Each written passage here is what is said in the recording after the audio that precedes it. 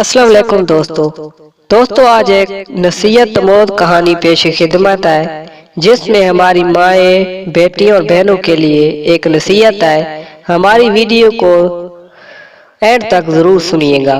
تو دوستو، ایک لڑکی شادی کے کچھ عرصے بعد اپنے گھر آئی تو اپنی اماں سے کہنے لگی، اماں میں تنگ آ گئی ہوں اس انسان سے، ہر وقت کے لڑائی جھگڑوں سے زندگی عذاب ہو گئی ہے۔ جی میں آتا ہے کہ میں اسے جان سے مار ڈالوں، قانون کی گرفت ڈر جاتی ہوں، اماں بتائیں میں کیا کروں؟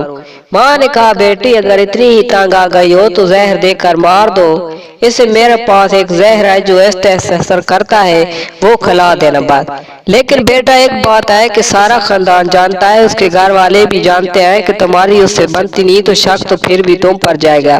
لڑکی تو میں پھر کیا کروں ایسا کہ میری جان چھوٹ جائے؟ ماں، بیٹی جب تک وہ مر نہیں جاتا تم کوشش کرنا اچھے سے رہنا، زبان درازی نہ کرنا، اچھے بن سور کے سامنے اس کے سامنے آ جانا، اس کا کہا ماننا، اس کی ہر بات من تسلیم کرنا، اسے ہر طرح سے سکون پہنچانا، اس کا چین آرام بن جانا۔ بیچارہ نے آخر مر ہی جانا ہے تو تھوڑے دن اپنا رویہ درست کر لینا تاکہ اس کے مرنے کے بعد اس کے گھر والے خاندان والوں کو تم پر شک نہ ہو۔ لڑکی اپنی اماں سے زہر کی پڑیاں لے کر چلی جاتی ہے۔ کچھ دنوں بعد اچانک وہ لڑکی پھر سے اپنی ماں کے پاس آ کر رو کر کہتی ہے، اماں اس زہر کا کوئی توڑ ہے کیا؟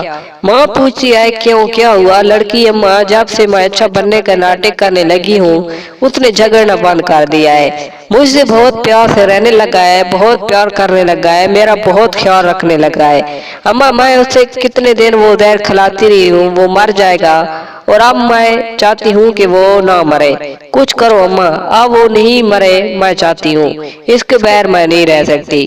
ماں نے پیار سے تھپکی لگائی سر پر اور کہا، بیٹا وہ زہر نہیں ہاضمے کا چورن تھا، اصل زہر تو تم میں تھا، تمہاری زبان میں تھا، تمہارے انداز میں تھا، جو تم نے بدلا اور سب کچھ ٹھیک ہو گیا۔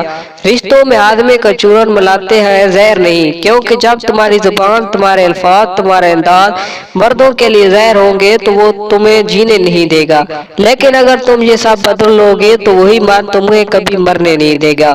خیال رکھو گی تو خیال رکھا جائے گا۔ والسلام۔